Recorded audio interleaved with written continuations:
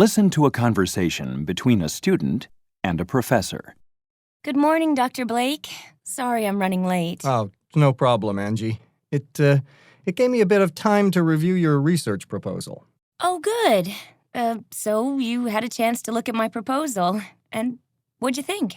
Well, it's reasonably well presented, but if you really want to get that grant, I think you should explain how you're going to set up, get a more focused statistical analysis.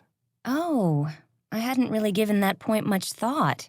'Cause, frankly, I'm not so sure what the best way to go about it is. Well, you really need to clear that up. Why don't you go to the computer center? You can tell the woman at the information desk, Miriam, I think her name is. Tell Miriam what you need, and she'll direct you to one of the statisticians there. You know, someone who can tell you the best way to set up your experiment in order to get your statistics in a meaningful form. Then that procedure needs to be explained in your proposal. Okay. I'd better do that right away. Yeah, I think that's a good idea. Proposals have to be in before the office closes on Friday, and you're going to want to have a clear idea of how you're going to deal with your data. Thanks. Bye. Just a minute, Angie. Yes? Before you go, there are a couple more points. Let's see. I wrote a couple of comments on this draft you gave me. Oh, here you are.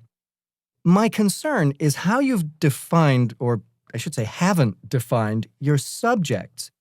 You mentioned that you'll be testing non-native speakers' linguistic recognition of certain English stress patterns, but you haven't clearly defined the group of subjects. Well, I've made contact with a group of international students who are willing to work on the project. Yeah, I know, but there are some issues that the committee will question. The proposal as you have it seems, well, somewhat like comparing apples and oranges. We've talked about your subjects being given an oral fluency test so that you can choose subjects with about the same linguistic level. But you haven't made that clear in your proposal. The committee will say that the data from, let's say, a tonal language speaker at a high level can't be compared to a Romance language speaker at a beginning level. The data would be ambiguous. You see, you need to explain how you're going to select your subjects. You mean I should write more about the oral test we talked about? That's right. Oh, I'm sorry, Dr. Blake. I have a class in 20 minutes, and I want to get to the computer center. It's on my way to the classroom building to set up an appointment. So could I come back around 3:30? No, that's not a good time for me. Why don't you read through my comments and work through the explanation about subject selection? And would you have time to bring your next draft in first thing tomorrow morning? We could go over the final details quickly, and that would give you time to make any other necessary changes before turning it in. Oh, I would really appreciate that, Dr. Blake. Thank you so much for your help. Bye. Now get ready to answer the questions. You may use your notes to help you answer. 7. Why does the student go to see the professor?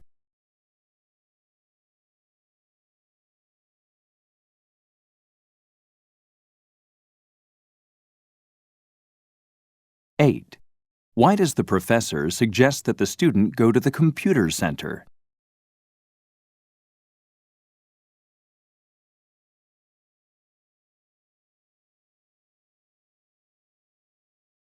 9. According to the professor, what information should the student add in her proposal?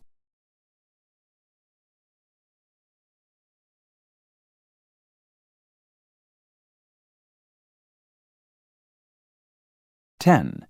Why does the professor say this? The proposal as you have it seems, well, somewhat like comparing apples and oranges.